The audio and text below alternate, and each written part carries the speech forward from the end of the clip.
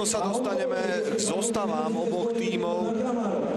Je tu slávnostné odozdanie symbolického šeku na 10 000 eur ako výťažok z tohto zápasu. Neziskovej organizácii Deťom s rakovinou. Aj preto dnes slovanisti vo fialových dresoch, farba symbolizujúca boj s touto zákernou chorobou. Navyše ešte jeden z partnerov HC Slovan pridáva 1000. Tak verme, že to detičkám aspoň trošku uľahčí ťažký život.